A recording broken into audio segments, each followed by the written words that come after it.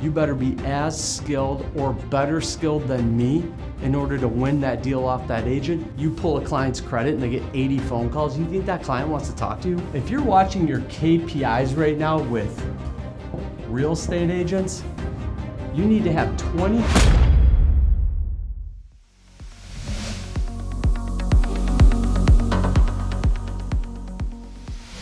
So if you're not quite sure what this means, KPI probably means you need to get my course. If you do know what it means, I'm going to teach you the importance of how you leverage that in your mortgage business in order to stay alert as to where your business is coming from. KPI stands for Key Performance Indicators. These are measuring tools that we use throughout our business so that we are very aware of how many conversations it takes with referral segments in order to get a funding in your business. So right now, if you look at and you are implementing KPIs into your business, if you're watching your KPIs right now with real estate agents, you need to have 20 conversations to get one funding. That's the average right now. That is a 20-to-1 ratio.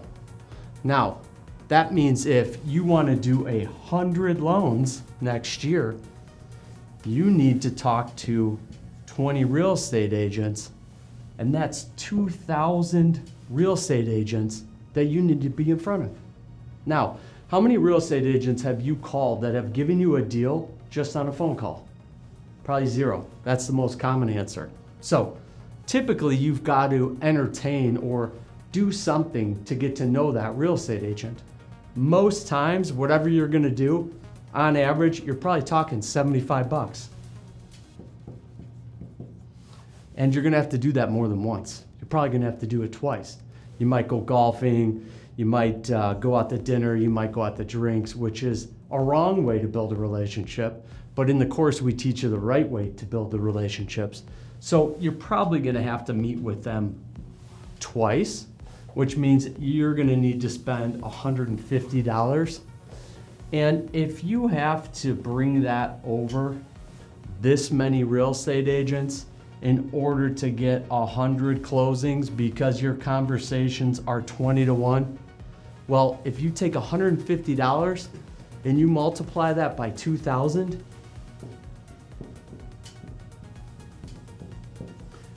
you will spend $300,000 to build relationships with real estate agents right now. Now, this could be slightly over-exaggerated. I don't really care how your perception goes into it, more so than you understanding KPIs and measuring techniques in your business in order to have success. So, how do we continue to get 100 deals a year without having to have a 20-to-1 conversation ratio, because we're implementing KPIs into our business and we're monitoring a funnel, which is how many of these do I need to have, which are conversations, in order to funnel down to get you one of these, which is a funding. I'm going to teach you that stuff, okay? So let's clean this board up.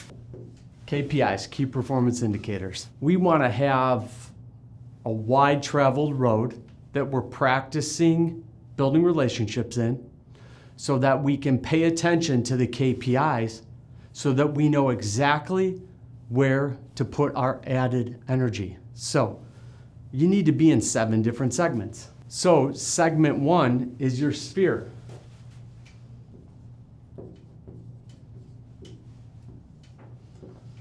Segment 2 is current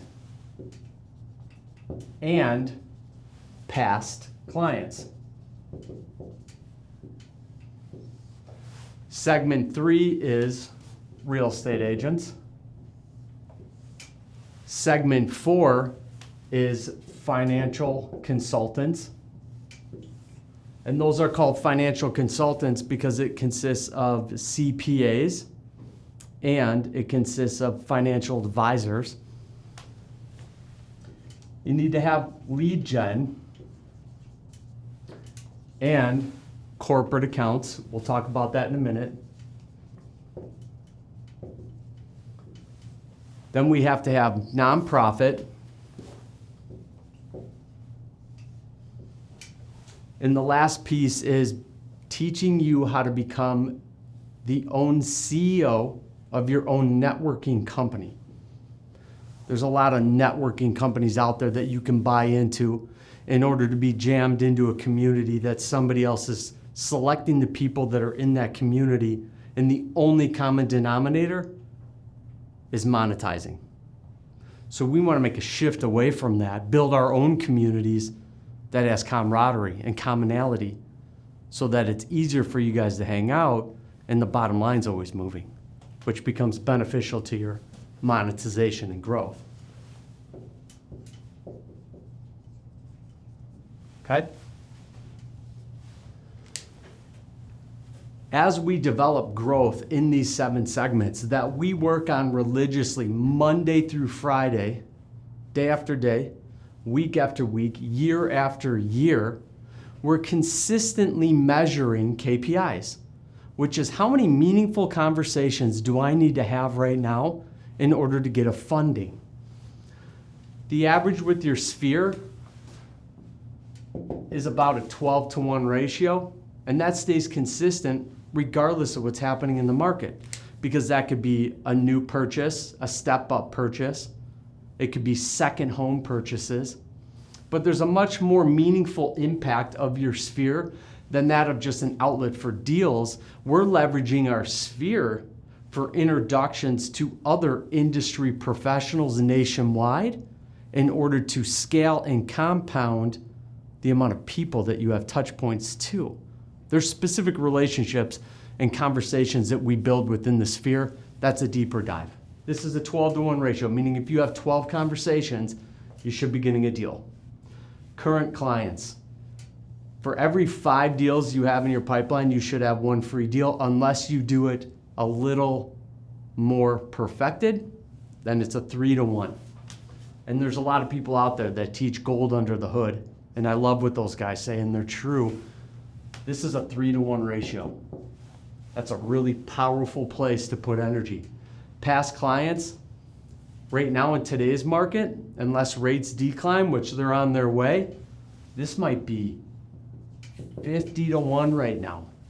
So do we want to spend too much energy here right now? No, it's a waste of time. Real estate agents, I just showed you it's a 20-to-1 ratio. They just don't have the business right now. If they did, they'd give it to you.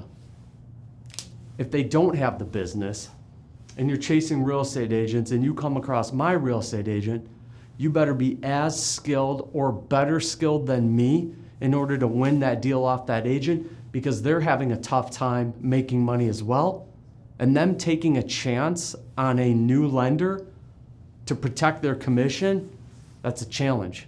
So you're likely going to get thrown shitty deals, or the deals that nobody else wants. Or you'll likely build the relationship with the real estate agent that most loan officers don't want to work with because they're available. So where do you want to spend your energy? Here? Or should you spend it here and here, or with financial consultants? Right now, your financial consultants, it's about a 7-to-1 ratio. If you build relationships with 7 financial advisors, meaningful relationships with the right financial advisors, and we teach you how to do that effectively with 5 easy steps, you should get 1 deal. So the 2 buckets that have been driving 100% of my business right now, 60% of my deals are coming from financial advisors. The rest is coming from my sphere and current clients. Those are the 2 biggest winning buckets right now. Lead gen. Lead gen is no different than real estate agents. Nobody's buying houses right now. Nobody needs a refinance. The people that are looking for mortgages and access to capital, they're getting pushed over from their financial consultants. And the people that are coming through my sphere, typically second homes or relocating. They don't have a choice, they have to move, okay? So lead gen, waste of time. Right now, that could change if rates drop 2%. And if that becomes a 1-to-1 ratio, well then yeah, we're gonna put a lot of energy there. But there's no point in wasting your energy every day right now in these buckets if the key performance indicators suck, because then what you do is you build in fatigue in your sales energy because you're not winning. And winning isn't determined by closing deals. Winning is determined by having meaningful conversations. How many meaningful conversations are you gonna have with real estate agents right now that are sick of hearing from loan officers? And how many meaningful conversations are you gonna have from lead gen? And let's say this is a trigger lead. You pull a client's credit and they get 80 phone calls. You think that client wants to talk to you? That's fatigue. That will burn you out. That will make you hate the industry. And that's not a place where you want to be. Corporate accounts, that's probably a 20 to 1 ratio always. But you land a corporate account, they might have 100 or 1,000 employees. And once you land that corporate account, which is basically employee perk programs, well, then we got to turn on technology and artificial intelligence and conversations AI to go out through all the social media platforms and find every single person that works at that company to deploy your employee perk program down on those people. Tons of power here. These are home runs, but you got to have a lot of at-bats to hit that home run. This is probably a 25 to 1 ratio, but if you land one of these, it could be 100 or 1,000 employees. That's a big one. Nonprofit, about a 12 to 1, always. This is where more meaningful people hang out. They're changing people's lives. Their business is in order. Their income's in order. They have assets. They're to the point where they're donating money or time to charities to change other people's lives. The caliber of people that hang out here are high level. And if you're not in a non-for-profit that's meaningful to your business, then what the hell are you doing? Network. We need to turn you into your own CEO of your own networking company. This right here should have a 10 to 1 ratio consistently, regardless of what's happening in the market. Now, how do you build this network? Well, first you need to understand your true authentic self and the things that you love about yourself and the things that you're interested about yourself. And when you build relationships through these 7 different buckets, the number one thing at the forefront of you building that relationship should be your true authentic self. And as you let people into your world, into your business, and they come through that gateway, there better be some commonality there. And you better be authentic to yourself. Otherwise, you're building relationships based on monetization, like calling 40 real estate agents every Monday and filling your pipeline with a bunch of people that are going to abuse you as a loan officer versus loyal, trusted people with commonalities. And now you're building quality over quantity. Because when you build on quantity, for every 10 agents at some point you bring on, you're going to lose 10. Now it's a revolving door. And you're working 6 days a week because people treat you like an outlet for loans and they're not looking at that loyalty and that relationship that you have. Relationships are wildly important. Everybody talks about it. But what does it mean? It means being authentic to yourself and building a relationship based on your core authentic self. That's what it means. Not building a relationship with somebody because they can make you a bunch of money. Stop that. Fix it. Make a transition. Then your business is loyal, meaningful, and the results are way better driven with extremely less maintenance and micromanagement to get the deal through the door. They will give you the deal and leave you alone. And that's how you get upwards of 40 and 50 million a year only working a couple hours a day on the actual transaction. The rest of the day, you should be working on all 7 of these segments, and whichever ones aren't performing, you should reduce the amount of energy. So real estate agents, maybe 20 minutes every other week, tops. Lead gen, I won't even do anything there, but I would have a really strong message and a system to deploy back on the market once rates drop and people need to refinance. So a message here could be,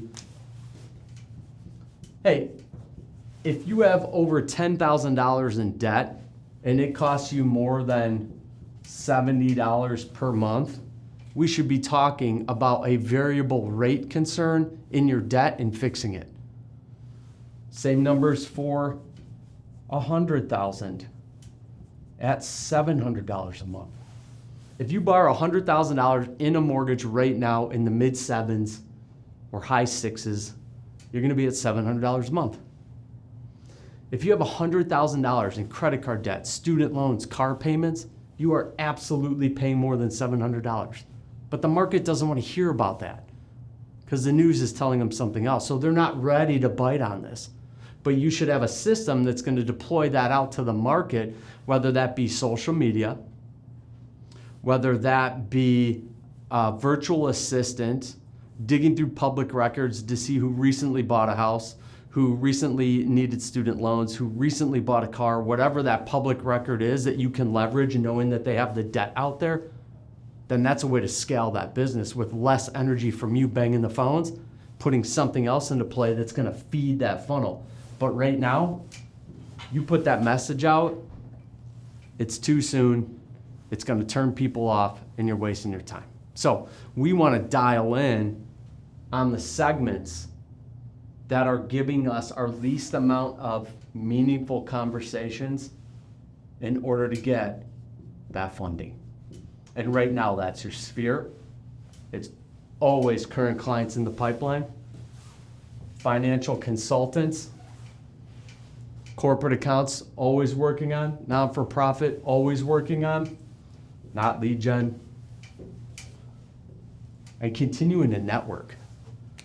I don't care who you talk to in business. I don't care what business they're running. They always talk about networking. But networking done the right way, again, where you become the CEO of your own networking company and you grab one person from here and you grab one person from corporate accounts and you grab 3 financial advisors. And maybe you involve a couple of your past real estate agents and you have 4 here. And then you grab a current client that you know is going to get along with these people, and maybe you get 2 people from your sphere. So if you get 1 corporate account, 1 or 2 people from not-for-profit, you now have 2, 3, 4, 5, 6, 7, 8, 9, 10, 11 in yourself. You have 12 people that should be going and doing something that's bettering your business, whether that's your personal self, fitness, eating right, whether that's your perfect finances, which is getting your hands around debt and how to run debt in a business and run a P&L in your business, how to do marketing ad spend, how to run ads and get returns on your ads. There's courses out there that you can take for $25. You can pay for everybody and change their business. But if you're just getting people together and going to the bar, you're going to piss money away. You're going to piss your health away. You're going to hope that you're going to get a deal out of it. And if you don't, you just struck out 3 times. But if you build your own networking group and you build a hybrid of these contacts together and they have commonality, like working out or cooking classes or Bible study or family events, whatever the hell it is, and it's different, and everybody in that group wants to do that same thing, and you get together with people and you go and do something besides going to the bar, wasting your money on lunch and learns, and you get those people together, you're setting the expectation that you do things differently with your time. You're setting the expectation that you care about their bottom line and what they do with their free time. And if you never get a deal, which you won't, you'll absolutely get business out of it. But if you don't get a deal and you walk out of there, you become a better person. Because you're doing something collectively that you need in your business in order to better your business. And this is how you scale your business. So if you're just working here and you've got a 20-to-1 ratio, you need 2,000 real estate agents. That is a long journey in today's environment. You need to spread it out. You need to pay attention to your key performance indicators, which are: how many conversations do I need to have in order to get a valid funding? And the more in tune with these you are, the better energy you're going to spend on scaling and growing your business, the more profitable it's going to be, the more energized you're going to feel spending time on your business because you're putting your efforts in the right place. And then when the market shifts, all of a sudden, this is going to drop down to a 2-to-1. And where all the other loan officers are fatigued from chasing real estate agents, this could happen in a month. Because you're doing this consistently Monday through Friday, even though real estate agents aren't getting the majority of your energy and effort because you're spending more time here and more time here and here throughout the days and just a little bit of time here. Well, when this starts to pick up, something else is going to fall off out here. And then what you're going to do is you're going to put extra effort there until it burns out again. And it's going to burn out because we go through cycles. I've been doing this for 21 years. I've been through 3 or 4 cycles. And the reason why I have a system like this is because I've been through those cycles. And every time I walked out of that cycle, I said to myself, I'm never going to let that happen again. So I developed on it. But what I didn't do, which a lot of loan officers do, is they just wait for the market to turn to find success on the other end. And then when it turns, they dive right back into working in their business and never working on their business. And they just do this through their whole career.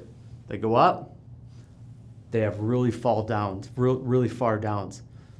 Market rebounds, they come up, and they find like maybe a 10 to 20, 30, 40, $50 million benchmark, and that's just all they're at. And once they find it, they just do this. They go down to 10, back up to 50, and down to 10. You should be growing your business like this, and your business should be roping through it over time as you scale. This is how you do that. But if you're just chasing one of these and you don't have key performance indicators in your business, you will have no clue when this is going to become hot again. And by the time you do, you could be a month, 2 months, 3 months, a year behind the real loan officers that pay attention to stuff like this. So the reason why I know this works is because in 2021, prior to, I would have a 1-to-1 ratio. If a real estate agent referred me a deal right out of COVID and I got my hands around that client, it was almost a guaranteed funding, 1-to-1 ratio. In 2021, when rates started climbing up, this went to 5-to-1, 6-to-1, 7-to-1, and I knew it was over.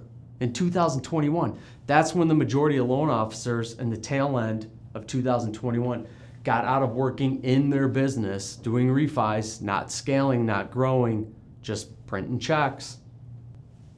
And they then started chasing real estate agents. But I was done. I was over. But right here in my financial advisors in late 2021, because markets were compressing, rates were going up, I had a 1-to-1 ratio right here with financial advisors. Clients would take loans, wealthy clients, lots of assets, lots of income, lots of paperwork, but very qualified. When the markets were doing really well in 2020 with tech stocks, those markets were banging and those people were making a lot of money. They would take a loan against their asset because you don't need income. You don't need income docs. You don't need a 1003. You don't need an appraisal. You don't need all this crazy that comes in the mortgage world. They didn't need it then.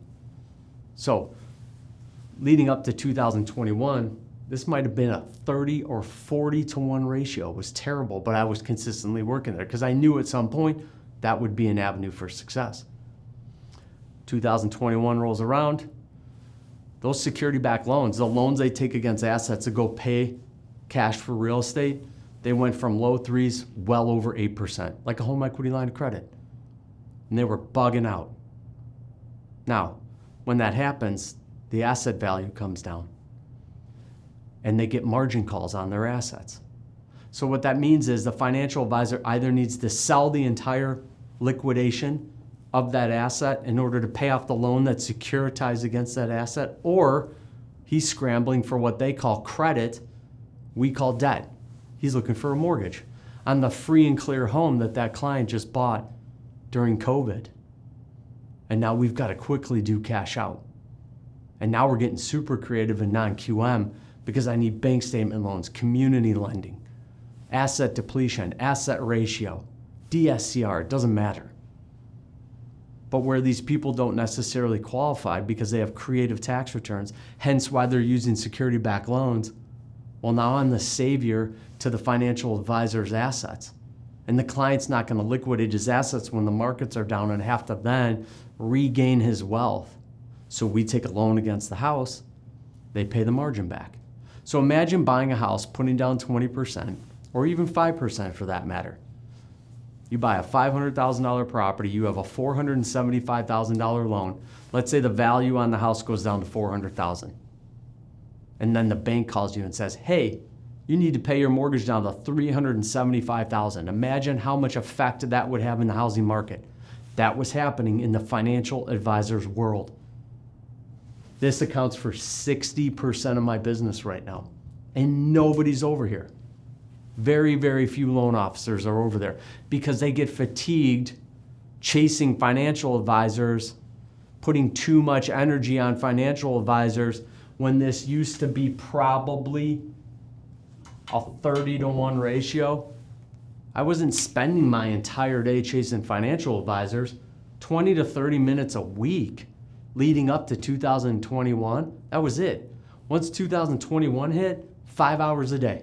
I spent 5 hours every single day chasing financial consultants. And I continued to scale, kept deals coming in the door in an environment where I wasn't competing over here where the rest of these loan officers are. So you got to introduce KPIs into your business. You have to measure how many meaningful conversations do I need in order to get a funding. And the more conversations you need in order to get that funding, the further you need to get away from putting too much energy in that segment, but you still need to develop it 20 to 30 minutes a week. And the key performance indicators that are paying off, 3-to-1, 12-to-1, financial consultants, 7-to-1, corporate accounts, non-for-profits. That's where you put your energy through the day so that you have success and you're winning.